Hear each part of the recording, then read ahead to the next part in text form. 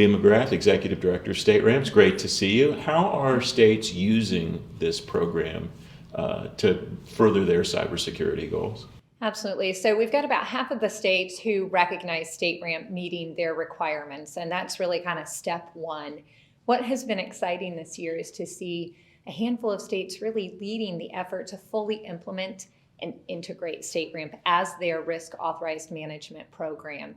And that's where we want to head. And it's about bridging those gaps and identifying security standards and contractual standards, procurement language that all fit together to make sure that there's consistency in the way that they are measuring the supplier's cyber posture, having continuous monitoring, and being able to do what they do best and only they can do, right? Which is manage their data, protect their data, and manage their risk. Are there common threads in what got those states to the point where they said, okay, this is what we want to use, that maybe other states could look at and say, okay, if it's, those are also good reasons that would apply for us?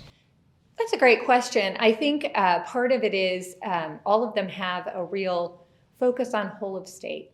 How do we drive best practices at the state level and really help bring our local governments or higher ed or K through 12 along through that leadership? The other thing that we've seen is being able to have the resources. So I apologize, I was thinking about the timing of some of this, but the Center for Digital Government came out with their best practices guide earlier this year in March that incorporates StateRAMP into those how to purchase, right? Best practices for procurement of cloud solutions. And that really opened the door, along with our Progressing Snapshot program, to helping them get started.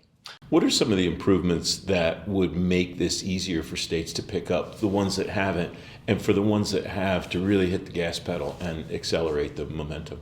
Well, I think what's going to be exciting for them is it's always hard to be first, right? But nobody really wants to be last either. And now that we're going to have a handful of examples that people can point to and be able to kind of grab onto, being able to have those experiences, I think will make it much easier to be in that second wave or third wave of states that go from really adopting it and recognizing it to kind of implementing at its core. Leah, it's great to talk to you. Thanks very much for your time.